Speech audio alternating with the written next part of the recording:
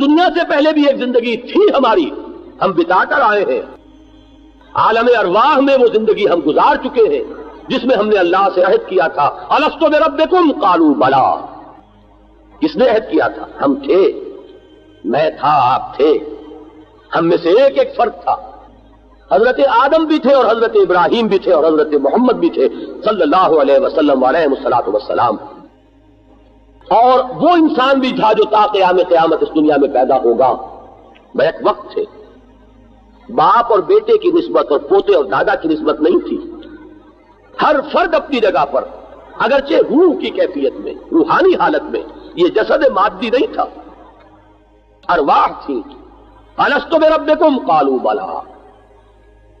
پھر ہم سو گئے، ہمیں سلا دیا گیا۔ ایک موت ہم پر پہلے وارد ہو چکی ہے، آپ اندازہ تو کریں ان حقائق پر غور کرنے سے کس قدر وسعت ہے۔ اس موت کا کیا خوف؟ ایک موت تو میں بتا آیا ہوں، موت کی ایک نیند میں سو چکا ہوں، ایک نیند اور سونا ہے۔ نہ اس موت نے مجھے معدوم کر دیا تھا، نہ یہ موت مجھے معدوم کر سکے گی۔ یہ ہے وہ انداز جس میں کہ پھر کہتے ہیں مولانا روم، بس 76 سم کے ز مردن کم شرم، مجھے کیا اندیشہ ہے کہ مرنے سے میرے اندر کوئی کمی آ جائے گی؟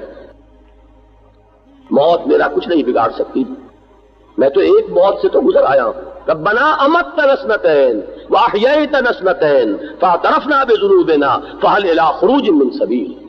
جہنم میں اہل جہنم یہ فریاد کریں گے، پروردگار تو نے ہمیں 2 مرتبہ مارا، 2 مرتبہ جلایا، اب ہم نے اپنے گناہوں کا اعتراف کر لیا، تو یہاں سے نکلنے کا بھی کوئی راستہ ہے کہ نہیں؟ 2 موتیں، ایک اس وقت تو ذرا تصور تو کیجئے، میں ازل میں تھا، ازل کسے کہتے ہیں؟ عہد الست جب ہوا ہے، کوئی تصور ہے اس کا؟ میں تھا، آپ تھے، ہم نے اللہ سے عہد کیا، پھر یہاں آیا، یہاں سے پھر عالم آخرت کو انتقال ہوگا، اور وہ عالم آخرت ابد الآباد تک ہے، خالدین فیہا ابدا۔ زمین و آسمان کا فرق ہے، کہاں یہ 50 60 70 سال، اور کہاں وہاں سے وہاں تک انا للہ و انا الیہ راجعون۔ دوسری ڈائمنشن کیا ہے ہماری فکر کی وسعت کی؟ اس دنیا میں بھی جو کچھ ہو رہا ہے اس کا ایک ظاہر ہے، ایک باطن ہے۔ ظاہر میں کسی شخص نے پتھر اٹھا کر کسی کو مارا، وہ لگ گیا، وہ یہ سمجھے گا اس نے مارا۔ باطن میں بغیر اذن رب نہیں لگا، اس میں مشیت خداوندی بھی شامل ہے، اذن رب بھی شامل ہے، اس میں جو کچھ ہو رہا ہے الٹ اپ نہیں ہو رہا، کسی اور کے کیے مجرد نہیں ہو سکے گا جب تک کہ اذن رب نہ ہو۔ یہ پتھر اگر لگا، لگانے والے نے، اٹھانے والے نے، مارنے والے نے جو کمائی کی اپنے لیے، لیکن جسے لگا ہے اسے یہ معلوم ہو جائے کہ مجھے یہ لگا ہے اذن رب سے، سوچ میں زمین و آسمان کا فرق واقع ہو جائے۔ ایک انسان ایک محنت کر رہا ہے، کوشش کر رہا ہے، نتیجہ نہیں نکلا، کیا ہوگا؟ سخت صدمہ، سخت رنج، محنت ضائع ہو گئی، وقت اکارت گیا، اتنا سرمایہ لگا وہ ضائع ہوا۔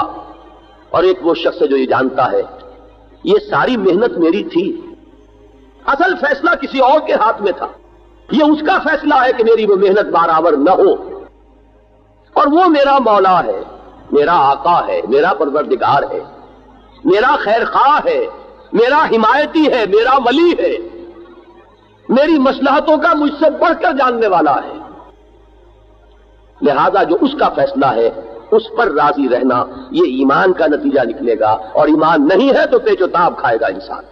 یہ اگر یوں نہ کرتا تو میرا کام ہو گیا تھا، اس کی طرف سے یہ اگر تھوڑا سا معاملہ نہ ہو جاتا تو میں اس پہ کامیاب ہو جاتا، اس سے شکایت، اس سے شکوہ، اس سے غصہ، اس کی طرف سے رنج، یہ تمام چیزیں جو ہیں ان کا ایک علاج، نہیں ہوا کیوں نہیں ہوا؟ میرے رب کو منظور نہیں تھا، بات ختم۔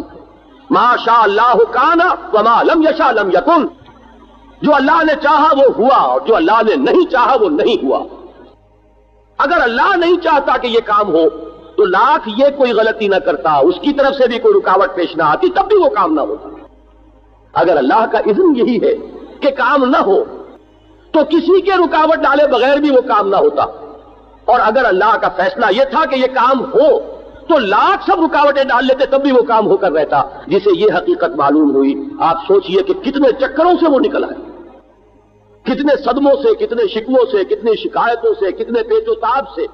اللہ تعالیٰ نے اس ایمان کی بدولت اس کو رستگاری، اس کو رہائی نصیب فرما دی. اللہ تعالیٰ نے اس مقام رضا کی وجہ سے، تسلیم و رضا کی روش اختیار کرنے کی وجہ سے میرے کتنے عقدے حل کر دیے. اس ہست و بوت کے پورے چکر سے مجھے نکال لیا. یہ ہوا تو کیوں ہوا، اور یہ نہیں ہوا تو کیوں نہیں ہوا، اور اس نے کیا، اس نے یہ سارا نقصان مجھے پہنچایا، اور اس کی وجہ سے مجھے یہ ساری تکلیف پہنچی. وہ اگر یہ نہ کرتا تو یہ نہ ہوتا، کاش کہ میں اس وقت یہ کر لیتا. یہ سارے چکر ختم ہو گئے. ما شاء اللہ کان وما لم یشاء لم یکن. یہ دو ڈائمنشنز ہے کہ جس کے اندر فکر اور نظر اور سوچ، اس کی وسعت جو ہے، واقعہ یہ ہے کہ جتنا آپ اس پر غور کریں گے اس کی عظمت سامنے آئے گی. کہاں یہ تصور کی زندگی بس یہی زندگی ہے، کہاں وہ تصور ازل سے ابد تک رواں دواں ہے یہ سلسلہ حیات.